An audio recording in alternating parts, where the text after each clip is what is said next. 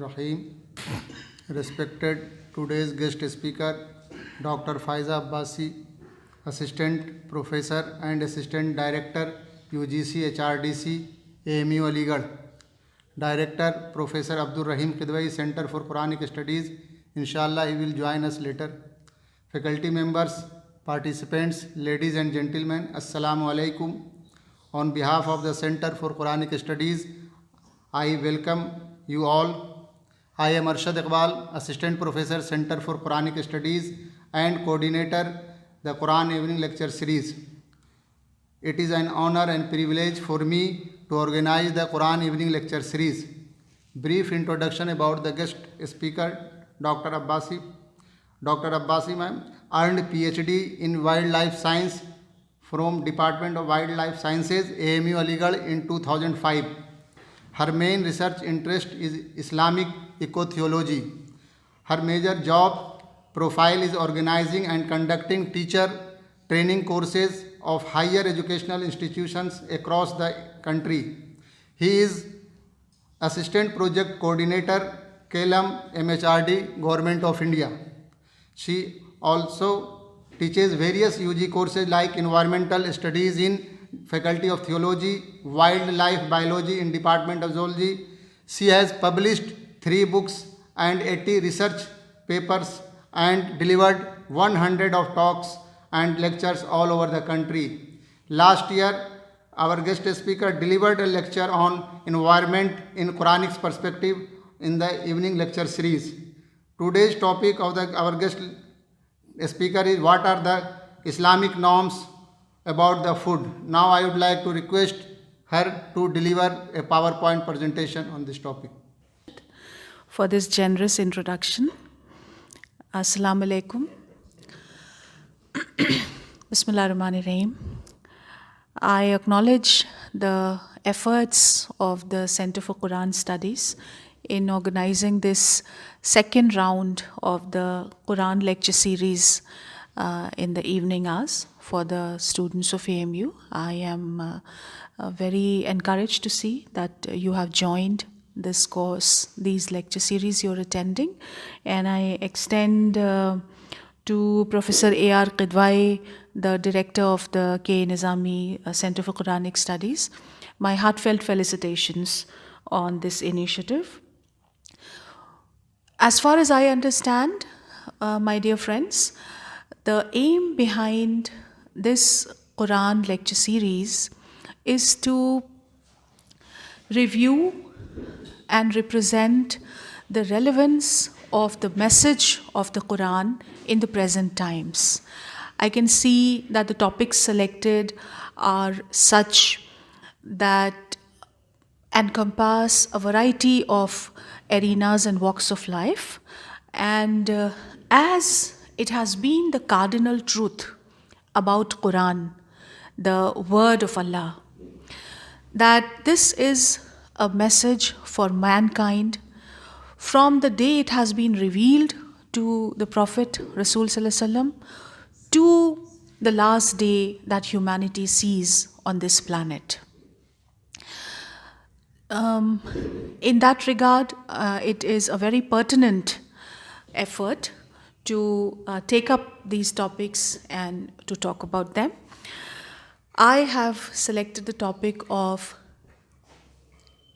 the Islamic norms about food.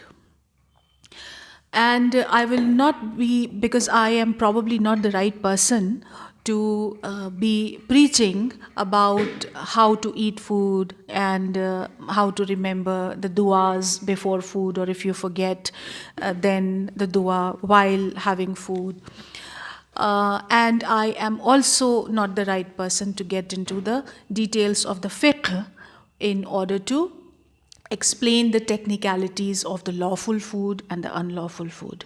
However, my job today, which I take with great responsibility and as a blessing from Allah subhanahu wa ta'ala, is to highlight the relevance of the message of Quran and to highlight the relevance of the ahadith of the Prophet Sallallahu Alaihi Wasallam for the present day food crisis. So, ladies and gentlemen, the hypothesis for my presentation is to establish the significance of eating the Islamic way.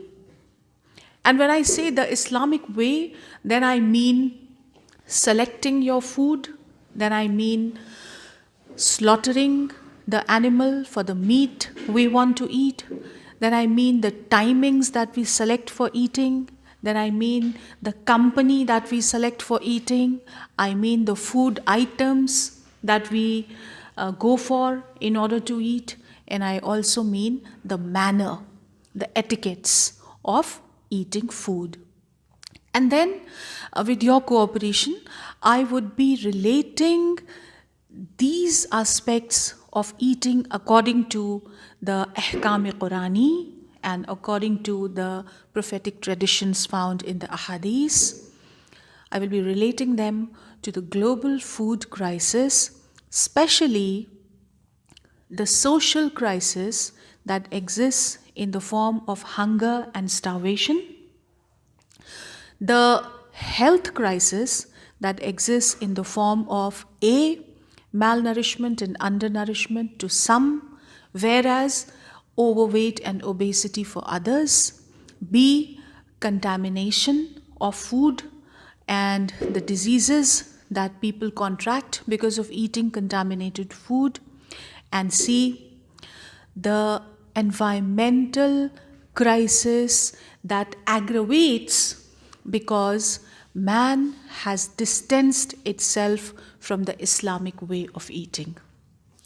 So in this short presentation, Dr. Arshad, I have to take a break at 5:30, right? Yeah. Okay. Okay.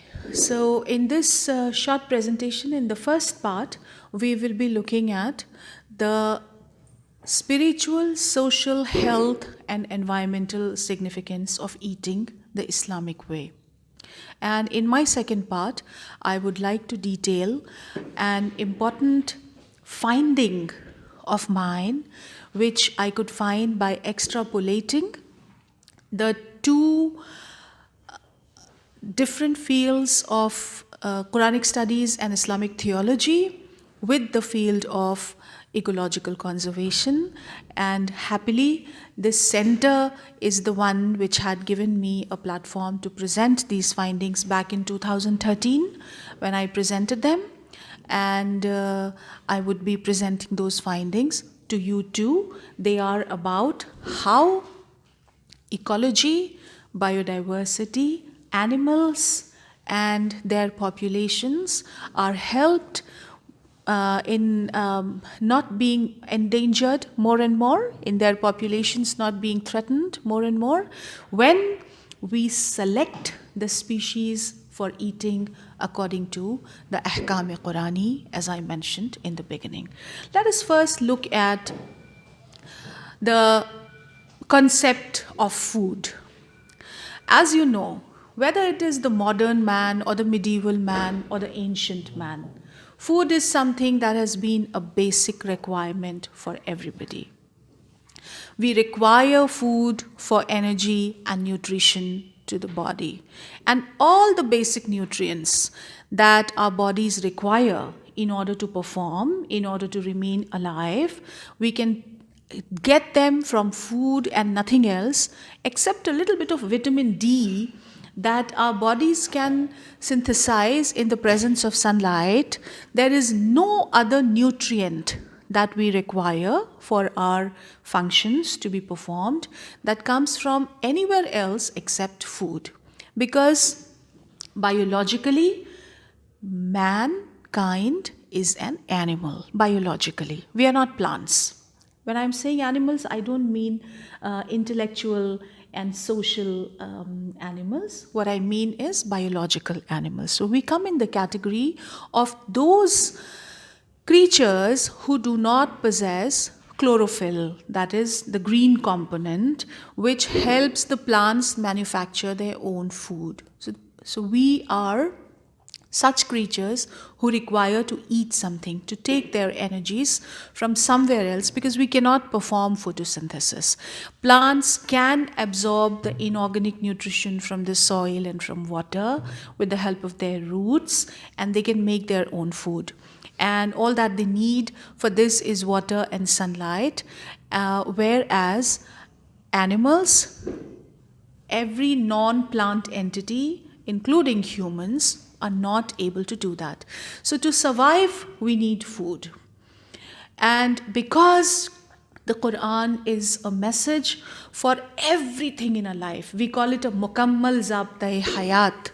That is, for right from A to Z, everything that we require to do has been presented in the form of a manual in the Quran. How to do it and how not to do, what to do and what not to do, the right and the wrong, giving us the light and the guidance to distinguish between the good and the bad.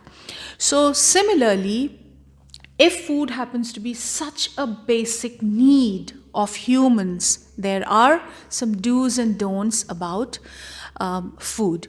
Now, one thing that is very important about food and about all plant food that animals take is that our foods should be comprehensive and complete. They should have proteins, they should have carbohydrates, fats, minerals, as well as vitamins. And we get them all. Say, for example, we are getting protein from legumes and pulses, as well as meat. We are getting carbohydrates from grains like wheat, rice, corn, and barley. We are getting fat from the seeds of sunflower, groundnut, mustard, and coconut. We are getting minerals, which are found in fruits and vegetables, roots and tubers, and then vitamins. The last two, that is the vitamins and the minerals, are actually functional foods. These are the foods that are not giving us energy, like carbohydrate, fat. Protein is a body building food. We require protein in our bodies for the construction of the material that goes into the making of our bodies. But the vitamins and the minerals, they are functional foods. There are processes happening in our body, processes like respiration, processes like blood circulation, processes like the transfer of the nerve impulse, which are all taking place only in the presence of vitamins and minerals. So these are the 5 things that make our food complete. And depending on the geographical and the physical conditions, people may take on to vegetarian or non-vegetarian habits, and all these nutrients that I have talked about, they are found in plants, animals, and sources of these foods are also rich in nutrients. So when we are eating something, in order to eat healthy, in order to get all the benefits from the food that we're eating, we have to have these 5 nutrients. Now, friends, please focus on a little on the history of humanity. Where have we come? A very, very long way. When the early man, the ancient man, took roots in the hunter-gatherer societies that lived in forests, that slept in caves, that ate raw food, that only hunted for animals, that didn't know how to grow food, even then he required the same minerals, the same vitamins, the same proteins, and the same carbohydrates and fats. But we have come a long way. From hunter-gatherers, we became agriculturalists.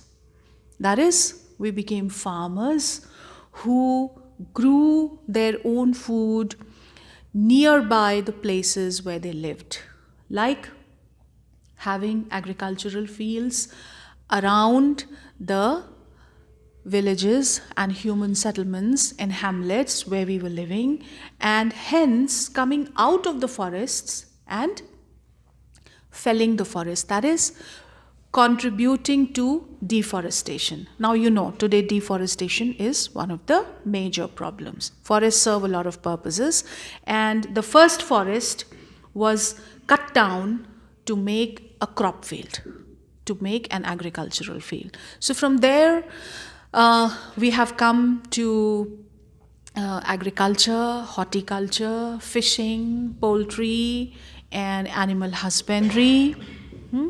This was happening until the Industrial Revolution that took place in Europe in the 18th century.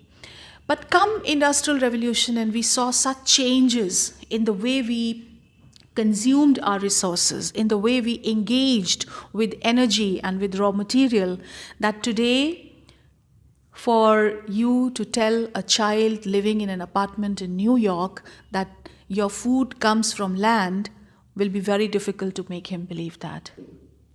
Or for you to tell a child living in an apartment in Sydney that your heat comes from wood will be very difficult for him to believe you, because probably he thinks that his food is coming from the packets of FMCGs that he buys from the malls, and probably he doesn't know that the milk that he's drinking every morning is actually a produce of an animal, and the conditions in which that milk is being milked out, he may not find it very posh and swanky, and probably he thinks that heat comes out straight from the stove and straight from the hearth and not from land, not from nature. So we have come a long way, and this has had major repercussions over our societies, our healths, our food resources, and our environmental resources,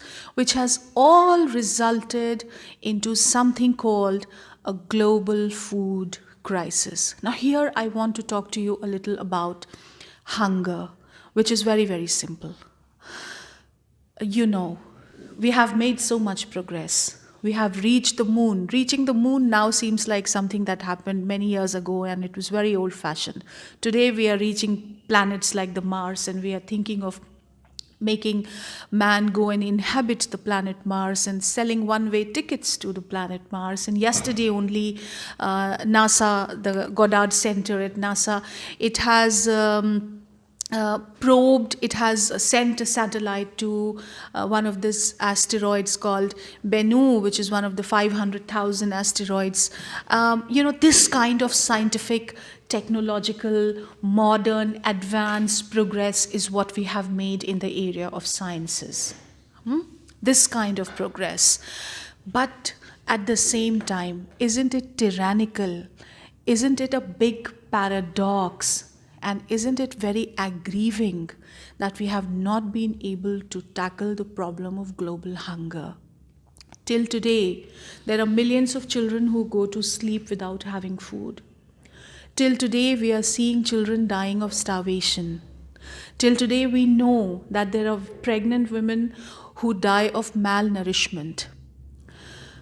And all this in a world which is thinking of inhabiting a new world. So this has all resulted in a global food crisis. We have talked about hunger. When I was talking to you about malnourishment and undernourishment, I wanted you to understand the difference between the two. Now, what is the difference between malnourished and undernourished? Undernourished is simply a person who has less amount of calories to eat than he requires to live.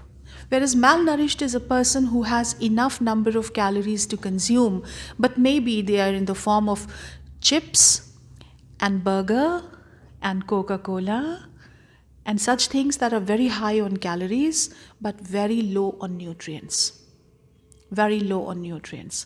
So as I told you in the very first slide, that in order to be healthy, our food should have these 5 nutrients.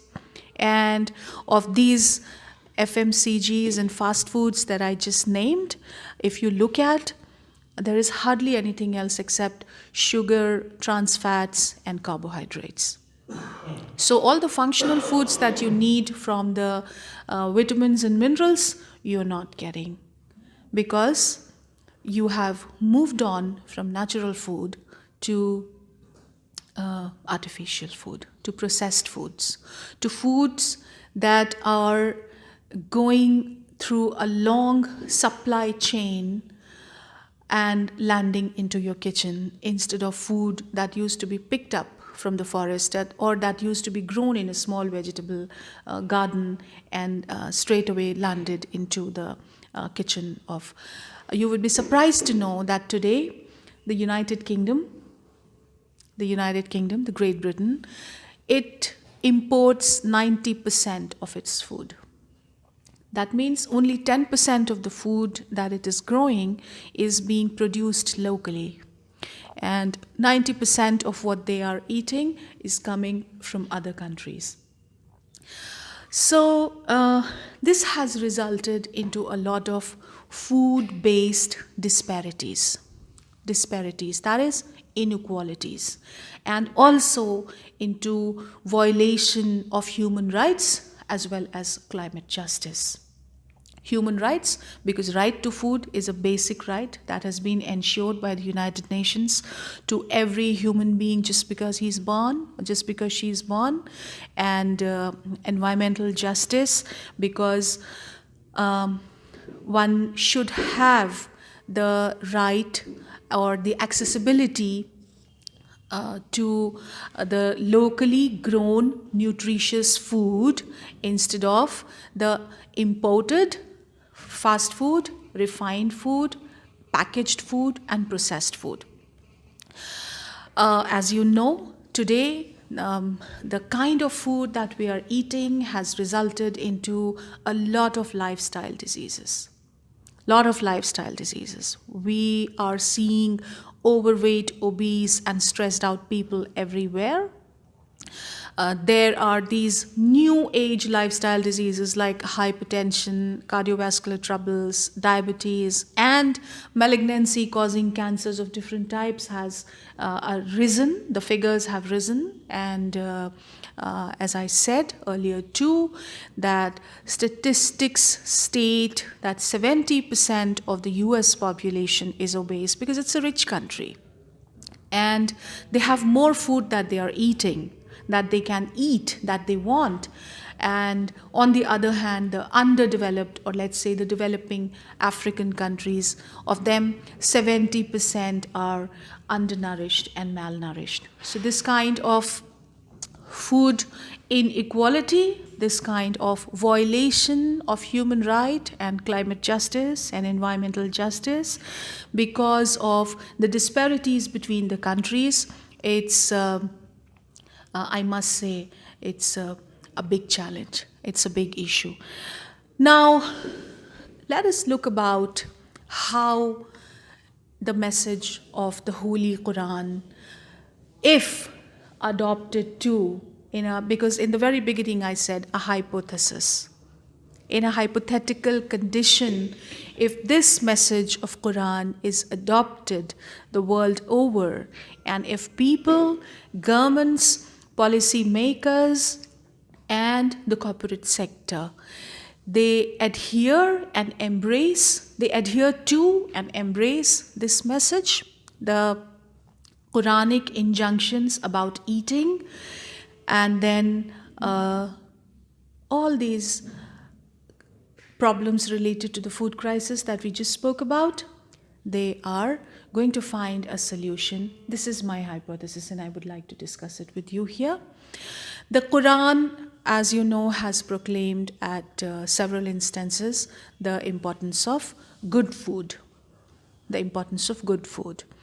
And Islam, as a religion, we follow the golden mean, and all well-regulated societies, they lay down some reasonable limitations. Our limitations are also about the fairly general good food, and what is lawful in Islam is also reasonable enough to be called good in Islam. So this food is good for everyone. It's not just good for Muslims. If this food and these eating habits and these food consumption patterns, they are adopted by believers or non-believers, Muslims or non-Muslims, pagans. They will be good for the entire mankind and good for humanity. Say, for example, any refined person or any refined society today will find this ancient act of the ancient Arabs extremely, extremely shameful, that they had a custom of talking of congealed blood, frying it and eating. So for us, the good food, the word tayyib, which means pure, clean, wholesome, nourishing, pleasant to taste. And I want to state very humbly that the good food, according to Islam, is not just pleasant and wholesome for the person consuming it, but in the long run, if this kind of good food is consumed by all, it is good for the society, it is good for the health, and it is also good for the ecosystem, the environment, and it is also going to help us combat climate change and global warming. As you can see, these are just a few examples of some Quranic Ayats which enjoin upon mankind to eat of what is on earth, what is being made lawful and good, and not to follow the footsteps of the evil one, for the evil one is the avowed enemy. So we are being told by the Quran at several locations to eat of the good things. Now, what are these good things? For us, what is forbidden is dead meat, blood, flesh of swine, and that on which any other name except Allah subhanahu wa ta'ala has been ascribed.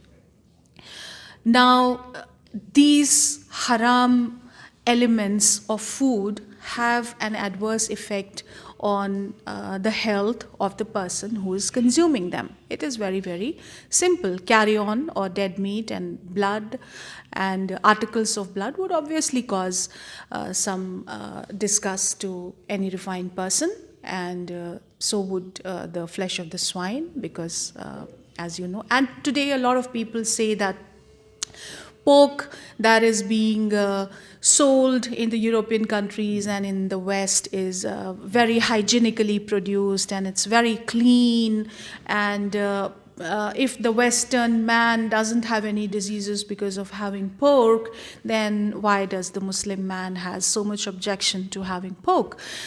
Even if it has been where the swine have been fed artificially, they are not eating, they are not consuming offal, and even it has been produced in very, very clean and hygienic conditions, there are inherent evils in the flesh of swine.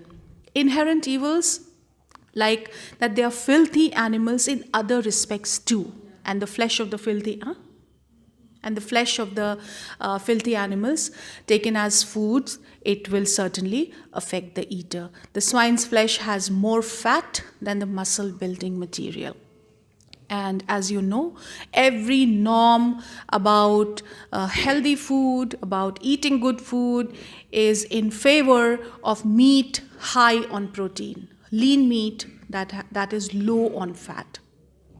So even if somebody has cardiovascular troubles and obesity issues, and somebody has diabetes and hypertension, the doctors these days, they say you can have white meat instead of red meat, and even if you are having red meat, then you should avoid the fatty cuts, the high cholesterol cuts. You should tell your butcher to cut out for you the lean meat, the meat that is high on protein and low on fat. But inherently, the flesh of the swine is high on fat and low on muscular protein, which is actually the good part of the meat that we're supposed to eat. And then again, the flesh of the swine is more liable to diseases than other kinds of meat. For example, trichinosis, which is characterized by a hair-like worm in the muscular tissues. And recently, there has been a study, and they have published that the good cholesterol of meat, which is actually essential, which is actually an essential food item, is not found in the flesh of the swine. All that pork meat has is bad cholesterol, and the omega-3 fatty acids, which are good for health, they are absent in the flesh of the swine. The ecological benefits of halal food. Please give me an opportunity to explain to you the ecological benefits of halal food. As you know, today this is the age of ecological imbalance. We are seeing the extinction of species, we are seeing the endangerment and the plummeting of the populations of many species of animals, and we are seeing that many species have been extirpated. If I have to name a few endangered species of India, first of all I would say tiger, and then I would say lion, and then I would say bear, which are all very, very low in population. And many other species have been extinct. Say, for example, you would have all heard that in India, once upon a time, there were many, many cheetahs. Now, cheetah, we all study in our KG class books that the fastest running animal on this earth is the cheetah. Nobody has ever seen, nobody your age or my age, nobody who was born after 1940 has seen a cheetah running the fields and grasslands of Indian forests, because in 1940, the last cheetah was shot and it was dead. So that's how a lot of populations of animals are becoming endangered. Now, how does halal food, how does the selection of species of food according to the concept of halal and haram, how does it help us conserve, protect, and save the endangered species? Now, this requires a little bit of understanding. I would request some of your concentration. Now, this is a list of the haram and halal foods. The haram and halal species. Now, if you go through this list, what you will find is that such species which are carnivores, carnivorous species, that is, species that eat the flesh of other species, species that have these kind of hooked bills and these kind of talons that nature has given them so that they can hold flesh, so that they can kill the prey, and these kind of hooked bills which nature has given them so that they can pierce into the skin and the flesh and the delicate organs of their prey item, and they can eat upon it. These are the species which are haram. And the other species which are carnivorous, as you can see that this is a food web. This is a food web which brings our food to our tables. This is a food web which has several stages. It runs like a chain, and it is actually an interconnected network of several food chains. And in these food chains, we have energy flowing from bottom to the top. Energy arriving at the level of plants, where it is being absorbed by the plants, and then from the plants it's being given to the herbivores, which are called the primary consumers, and then it goes to the secondary consumers and to the tertiary consumers. So this is what is happening in the food webs, and this is how a strong network for our food security is maintained in nature. This is how it is maintained. And hence, in nature, we have a food pyramid. Now, you all know what is a pyramid. A pyramid is a structure that is broad at the base, and it's a structure that is tapered up at the top.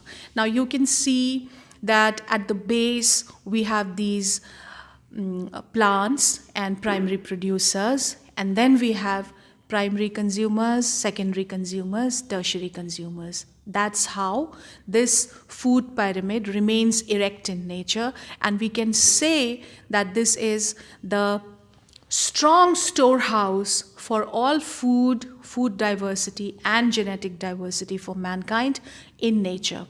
Now, this pyramid is broad at the base and it tapers as it goes to the top because the numbers of the species at the base is much, much higher than the numbers of the species at the top.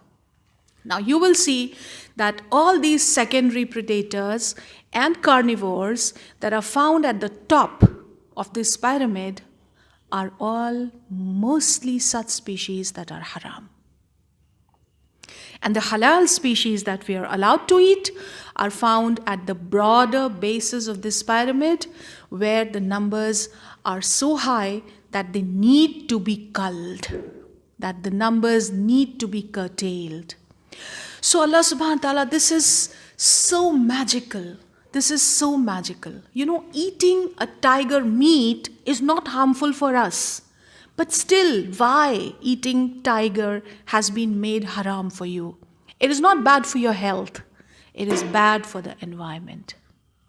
And for a reason that he saw and he revealed from his prophet some 1400 years ago, when we had never conceived or imagined that a problem like ecological imbalance or a problem like species extinction and biodiversity depletion will ever be faced by mankind.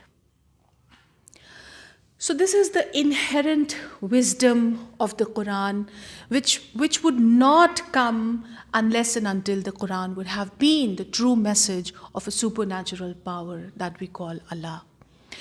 And there is, as you would see, a concept called Keystone Species.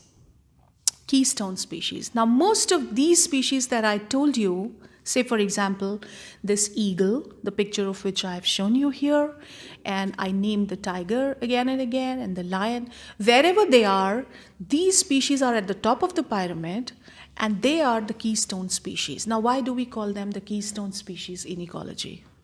We call them the keystone species because they act like the keystone, as you can see here, in any structure that has been built according to this old architecture of making arches. The keystone holds in proper position the stones that are flanking it from both sides. So if you want to destroy an arch, you don't need to remove every stone from here and there. Because even if you do, the arch will not be destroyed. All that you need to do is to take out the keystone, and the arch will come crumbling down. So the status of these haram species, which are not harmful for health, you know, it's understandable. The swine is harmful for health. It's understandable. It's for our benefit. But Islam is a comprehensive religion which knows not just the health benefits of its followers. Water break.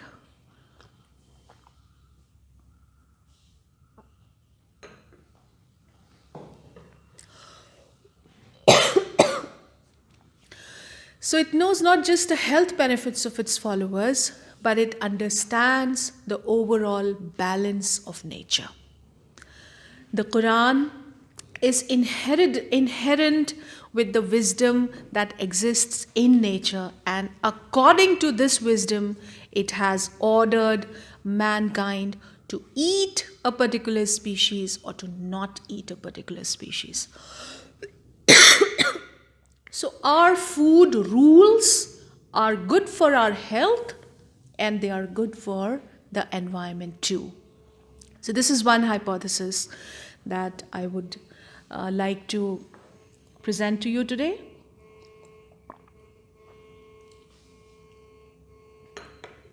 Now there is one more important harm that we are causing by not eating the Islamic way today. Most of the food that we are eating today is, of course, as Muslims, we are eating halal food. You pick up a burger in front of the haram, one of the two haramain in Makkah or Medina. You pick up a burger from, even if it's from Starbucks or McDonald's, it'll be halal. And you can, although some people do smite upon it because of being Jewish companies, but there is nothing wrong with it because they ensure that the meat has been slaughtered the halal way and you can eat it. Now, what is happening when we are eating fast food? What is happening when we are eating food that has not been locally grown? Our food is deepening our carbon footprint.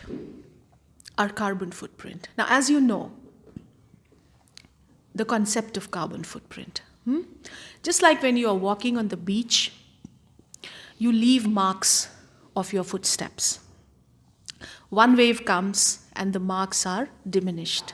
Another wave comes and the marks are further diminished. 3, 4, 5, 6 waves come and the marks are gone. Right? Similarly, in a lifetime, one human being, by way of living, emits in the air some carbon. One has to, by breathing, by using any resource that we do, by eating, by washing, by going from one place to another with using our automobile, scooter, motorcycle, car, by taking a flight, by taking a public transport. By whatever we do, we are emitting some carbon in the atmosphere. Now, what is excess? The problem today is that in our atmosphere, there is excess carbon. There is excess carbon that is adding to the... But I'll just finish it, okay? So there's excess carbon that is adding to the heat in the atmosphere, and that is causing global warming and climate change. So we have to take care of reducing our carbon print as much as possible. Now, in the next segment, when I talk to you, I will be detailing some of the Quranic injunctions and some of the prophetic traditions according to which if we eat, if we select the timing of our eating, if we select the item that we would like to eat, and if we moderate our eating manners, how we can reduce our carbon footprint, how we can tackle the global food crisis, how we can be in good health, and ultimately how it will all take us to a spiritual high. So see you in the next segment. Thank you so much. Welcome back.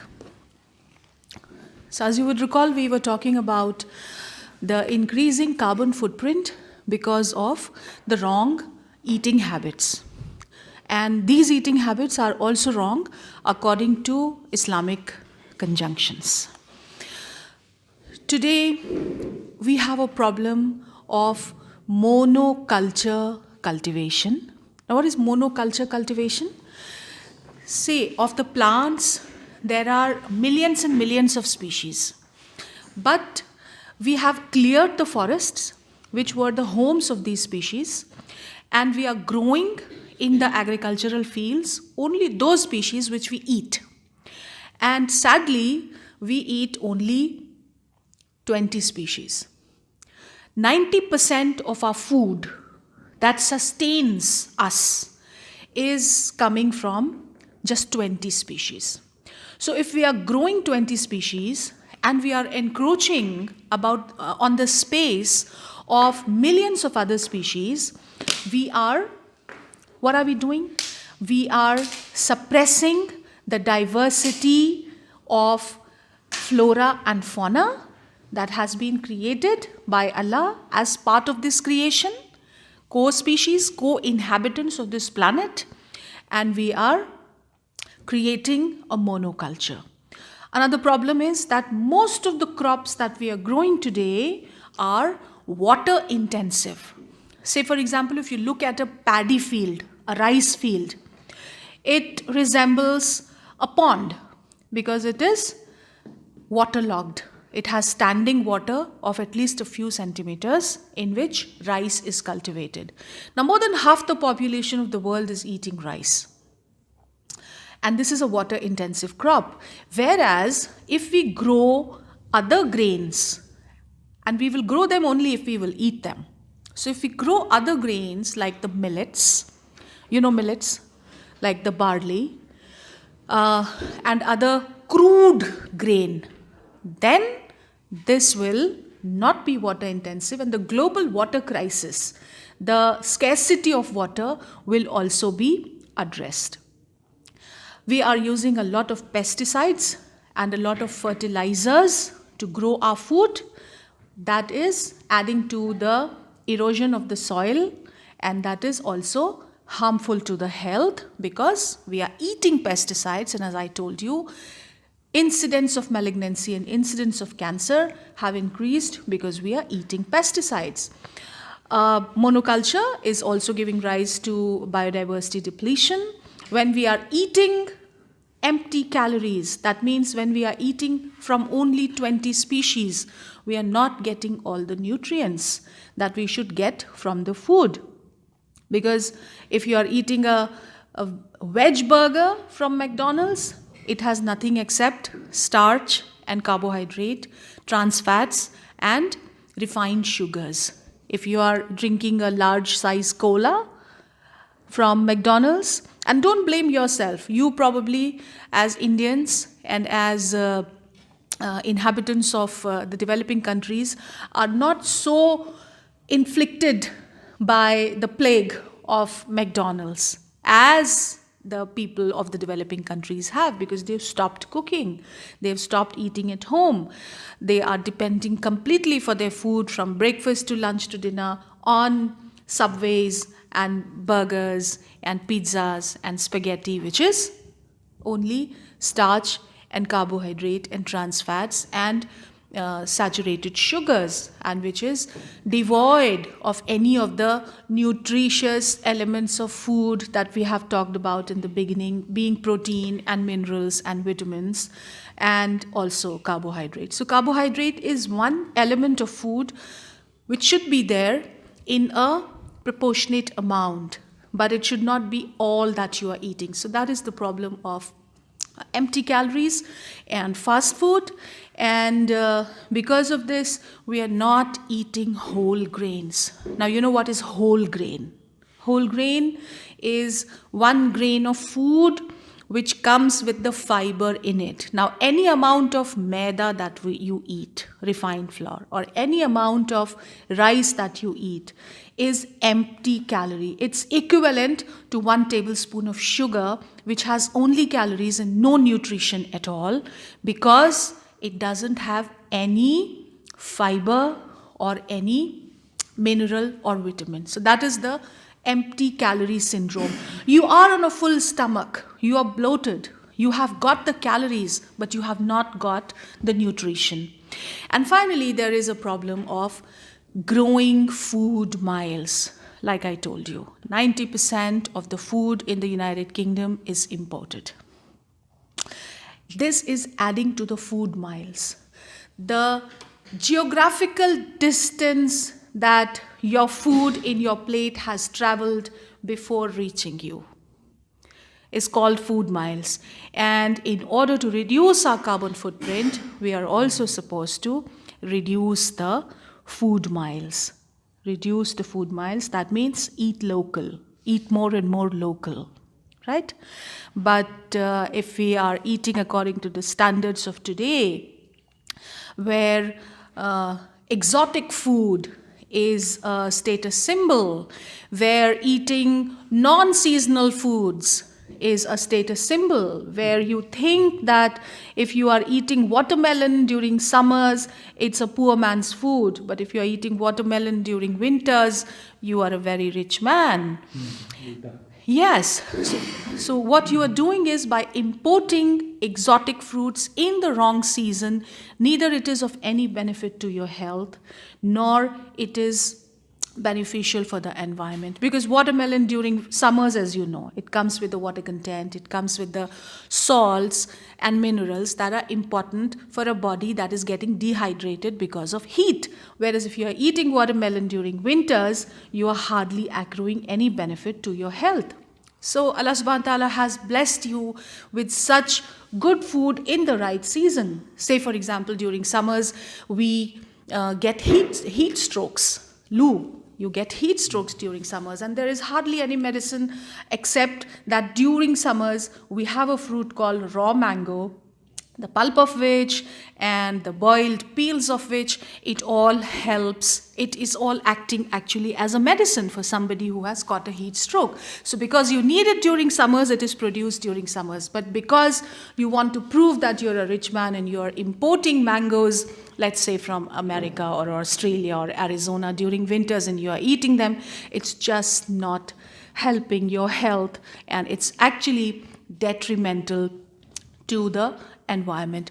So these are the various ill effects of eating, which are kind of resulting in eating disorders and health hazards for those who are eating them, and also bad for the environment. So the premise of this entire scenario about food and its extrapolation with the Islamic ways of eating is this: that if we are eating the Islamic way, we are drawing from it spiritual benefits, social benefits, health and fitness benefits, as well as ecological benefits.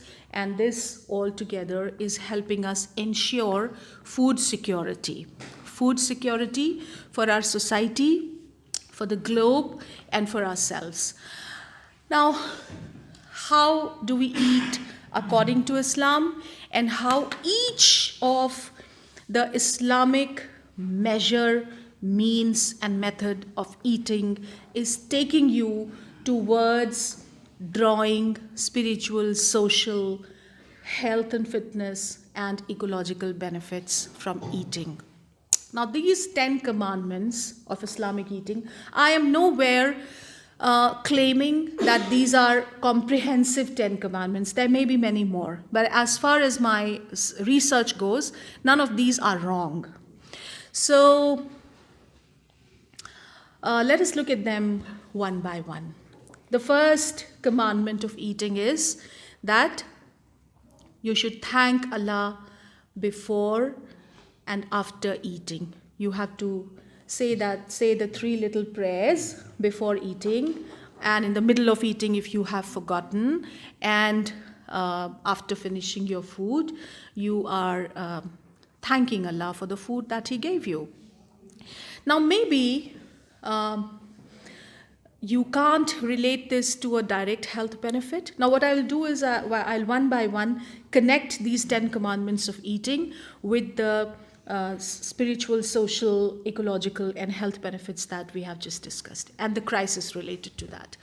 So maybe it doesn't look like it has a direct health benefit or a direct ecological benefit, but it certainly has a great, great spiritual benefit, which in turns imbues you with a positive attitude towards everything.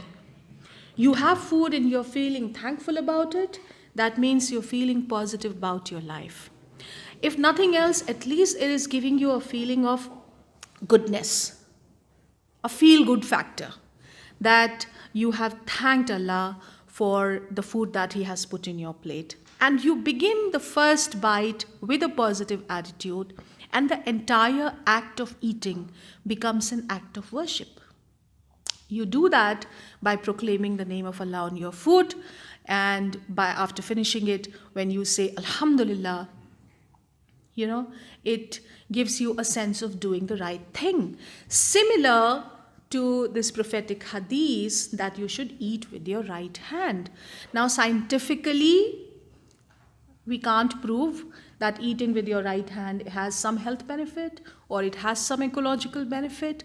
But the simple fact of knowing that you are a believing Muslim, and because of believing Muslim, you do everything that you do according to the will of Allah, and you started eating your food with your right hand because you want to please Allah and because you want to follow the Prophet of Islam, it has great spiritual value for your mind, your body, your intellect, and your soul. And hence, the evils that crop up while eating, say for example, sitting on a sofa, reclining back and filling your plate with too much French fries and a huge can of cola, putting on TV and eating mindlessly. Probably somebody who has sat down thinking that he has sat down not to eat but to please Allah. And that's why he is eating with his right hand, although he cannot prove any scientific health benefit of eating with the right hand, as he can prove the scientific health benefit of not eating the flesh of swine, right?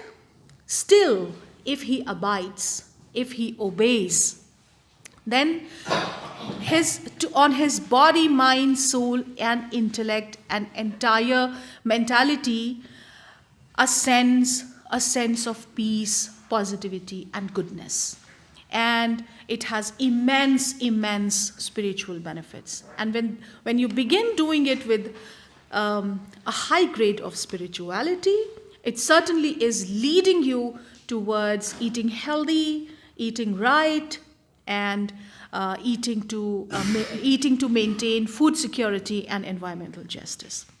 Now, the third commandment, of course, I have called them commandments just because I wanted to make them look a little catchy for you, but then you can take it in the sense that they are, that you shall eat of all that is lawful only. You shall not eat that which is haram. Now, we have discussed in great detail that how eating the haram food is bad for health, no matter in what hygienic conditions it has been produced and grown, it is bad for health. And also, eating the haram food is bad for the ecosystem, bad for the biodiversity, bad for nature. And mind it, we don't preserve nature for somebody else. We don't preserve nature or for the plants and animals or for the rivers and mountains that are there. We preserve nature for ourselves because nature doesn't belong to us, we belong to nature. Because it's the only home that we know. Because by destroying nature, we are destroying our own future on the only planet we know that has life. You know, again, I will take you back to some astronomical research. Despite all the technological progress that we have made in astronomical research, we still have not been able to confirm life, a living species, a living individual on any other planet except the planet Earth.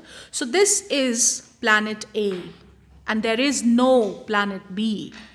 So we don't have a chance of surviving somewhere else if we give up on surviving here. So whatever we have in the form of nature, which is essential in terms of the ecological services that it is giving to us, we have to preserve, and we have to preserve it today. So if a Muslim has been asked to eat the halal food, it is not just for his health, but it is also for ecological balance. And that's how our third commandment of eating only the lawful, not eating the unlawful, and eating everything that is lawful. Not making unlawful what has been made lawful to you, leading you towards holistic health and holistic environment. Now there's one very small but very thoughtful hadith of the Prophet, according to which he says when he used to sit down to eat, he never ate from the middle of the plate or from the other side of, because as you know, there is communal eating in certain communities. Most of the Arabs, they eat communally.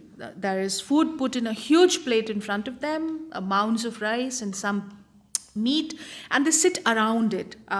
I have friends in Kashmir who tell me that they eat tram, which is, 4 people sitting around a plate and eating together. But then the etiquette of this kind of communal eating, it very clearly states that you should eat from your side of your plate. Now, in a very creative way, I would like to suggest that let us not implement it only on the food in our plate, let us implement it on food grown anywhere on earth.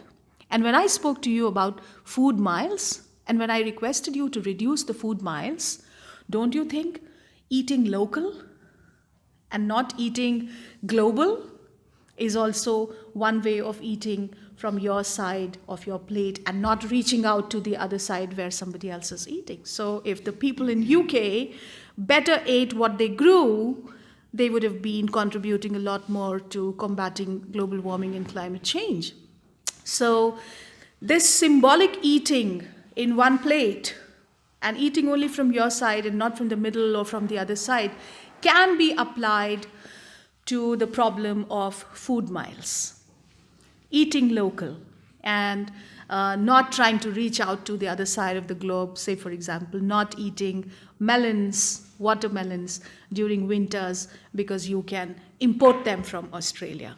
Isn't it equivalent to reaching out the other side and trying to eat? So this is my application of this hadith of Prophet on the issue of food mile, and it goes a long way in ensuring good health, good social food security, as well as good ecological balance if we eat from where we grow instead of import from where others grow, which is very equivalent to what the Prophet said when he said, eat from your side of the plate and not from the middle and not from somebody else's side.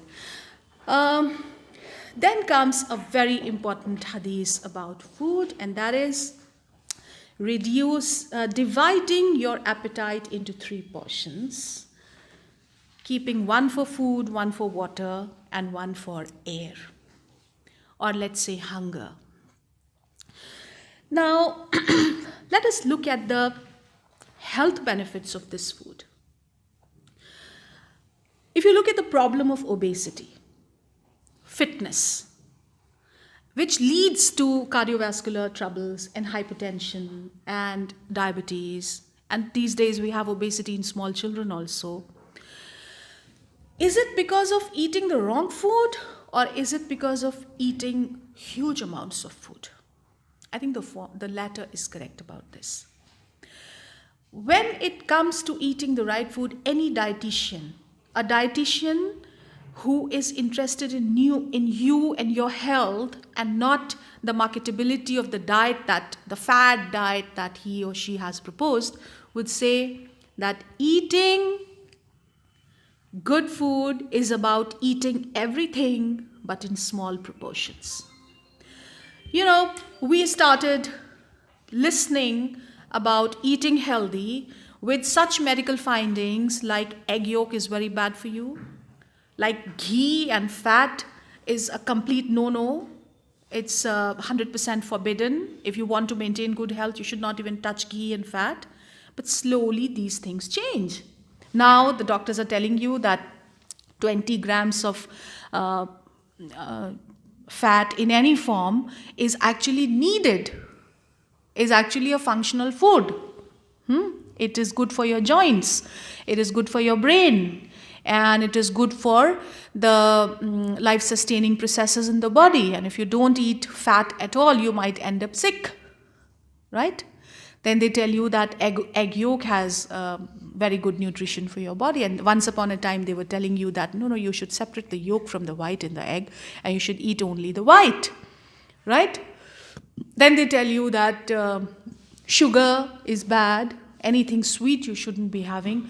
But then there is something in your body that craves for sweet, and you have to have sweets. And then they tell you, even if you have diabetes, you can have a little bit of sweet. If you have diabetes, you can have a little bit of sweet. And responding to this, many fad diets, fad diets. Keto, there is a diet called keto. There is a diet called Atkins. There is a diet called paleo, right? They are selling these formulae to entice people with short-term, quick results of losing weight, but they end up sick. Because what is Atkins? Atkins is a diet that was proposed by Dr. Atkins, and to all the people who were failing at their attempts of weight loss, Dr. Atkins came with a new idea that you can eat any amount of protein and any amount of fat. So you can eat all your eggs and cheese and lard and meat and fish, but you cannot eat carbohydrates and you cannot eat fruits. What is this diet telling people to do? To make haram on them a few things that are halal, right? Because they're not eating carbohydrates, they're not taking any fibers, and they are having constipation and upset stomachs, which is resulting in chronic diseases. Similarly, keto, and mind it, Dr. Atkins himself died of a heart attack, which happened to him because he had too much blockage in his arteries, which obviously happened because he was eating too much fat. So our foods have to be balanced. Our foods have to have everything that Allah subhanahu wa ta'ala has given us. The only mistake that fat people and obese people and people having cardiovascular troubles and people having hypertensions make is that they don't control their portion. What is portion? The amount of food that you should be eating.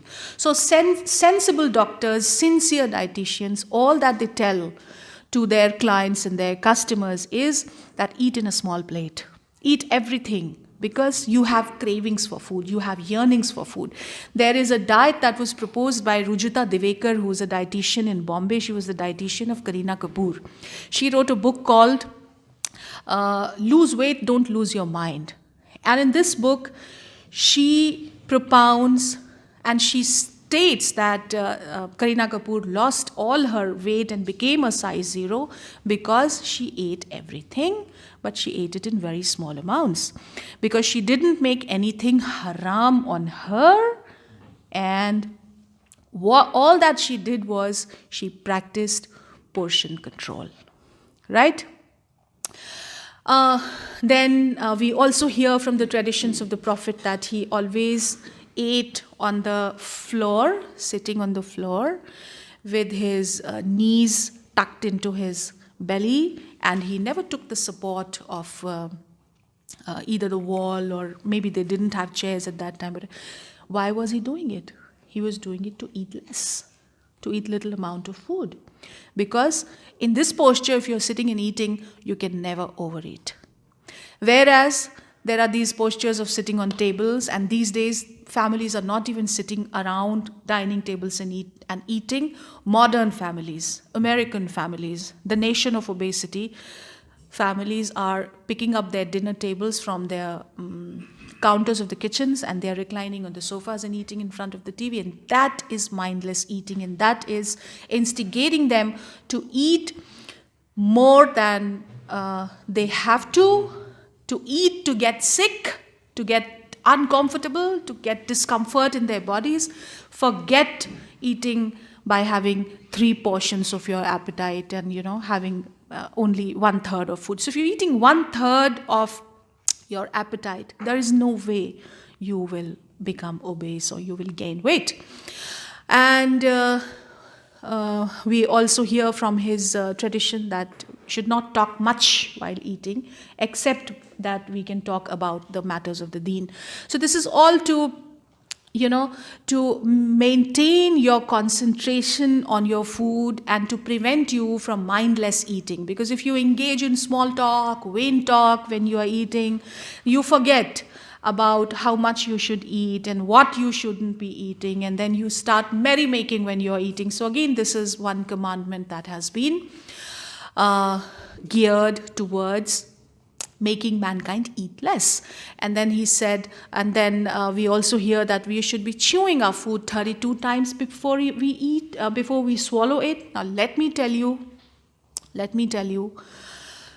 there was an experiment that was conducted a few years ago on the 5 basic sins one can commit to gain weight. 2 groups of people were given the same amount of food to eat. One, a group of truck drivers who were given some chips and burgers to eat while they were driving. So that was mindless eating, and they were eating without chewing properly and swallowing. And the other group was given a broth, a slurry of the same food. It had been churned in a mixie. The burger and the fillet and the fries and the coleslaw, everything was put in a mixer grinder and it was churned. So it was not good to eat for them, but then they were made to eat for the sake of the experiment. The first group felt hungry in 2 hours, and the second group felt hungry in more than 3 hours. So if you are properly chewing your food and what you swallow is not whole chunks of whole morsels of food, but properly chewed slurry of your food, you are not going to eat very frequently. So again, this must be good for digestion, of course, but again, this is very good for, making you eat less. And then there is, sharing your food.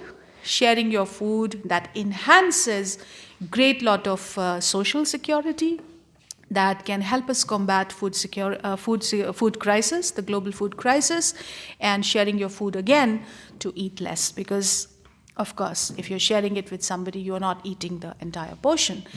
And now there are some food items that the Prophet liked to eat. There is a list of these 12 items that he liked to eat. 12 items. Now tell me something. I hope you all know about these 12 items that are a part of his favorite food. We can see there is barley, there is dates, there is figs and meat and milk and pomegranates and grapes and mushrooms, and he liked pumpkins and olives and water. Even water, imagine. And these little bottles, they are vinegar. They are vinegar. Now, all these items have never been proven to contain a health disaster, number one.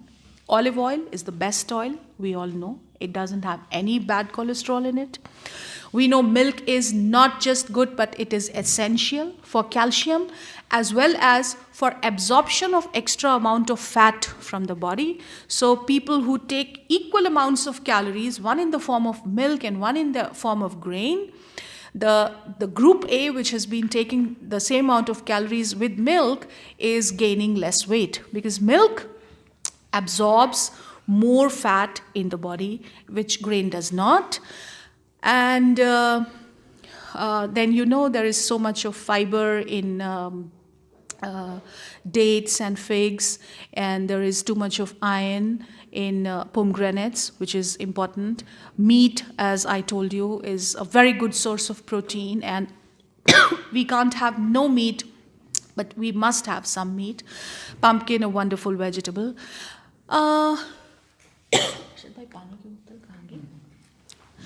Now the thing is, as I told you, he also liked barley.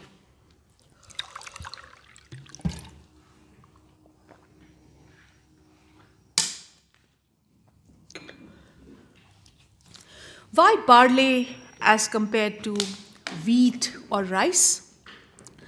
Not just because it is good for the health of somebody who is eating barley instead of wheat or rice, because it has so much of fiber and it is not empty calorie, but also because barley is not a water intensive crop. Because if we are not just relying on wheat and rice for our food, we are also increasing diversity, biodiversity in terms of grain diversity. So we are in now these 12 items that are there. You know, they are good for the health. They are good for the ecological system, and then there is water also that has been included in it, and we have been talking about water scarcity before, and maintaining the sources, the different sources of water.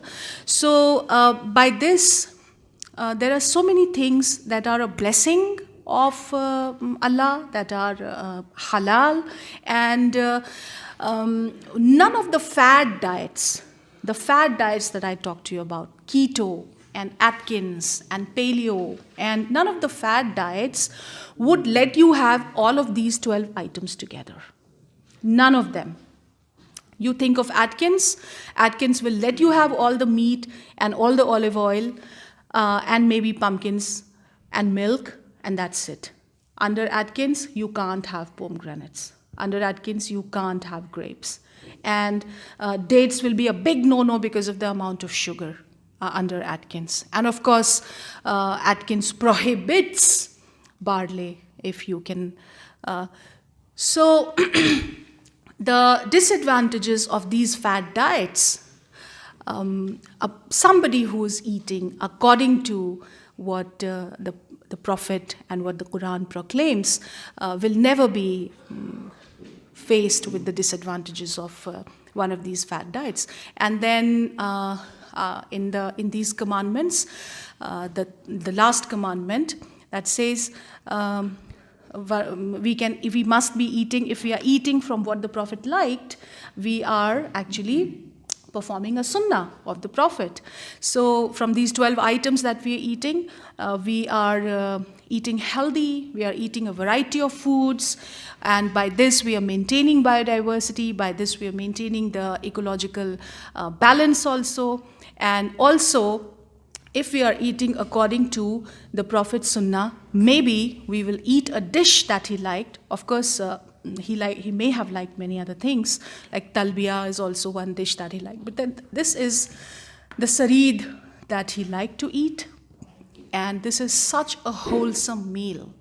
It has vegetables, it has meat, and it also has grain in the form of very fine barley bread that lines the dish in which the sarid is poured, and it has vegetables of all colors. Now, one of the good health benefits is also to eat vegetables of all colors, because if you're doing that, you are getting all the vitamins, A, B, C, D, B complex. You're getting all the vitamins if you're eating vegetables of different colors.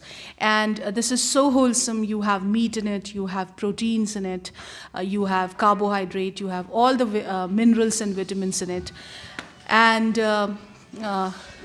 you are getting the benefit of performing one of the sunnahs of the Prophet, as well as you are helping combat such problems like global warming and climate change, and you are helping maintain biodiversity, because this is not one of those 20 foods that we eat when we eat the modern prevalent way of eating. So finally,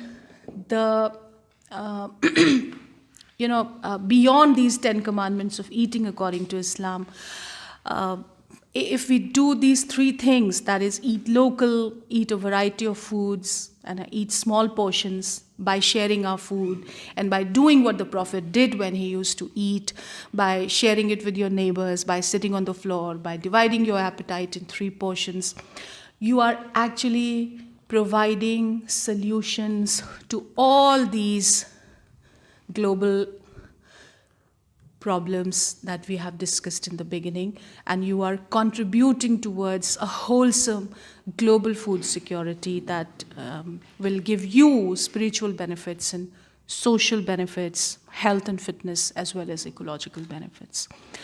So this is all that I had to say. Thank you for your patient hearing. We can have questions and answers now.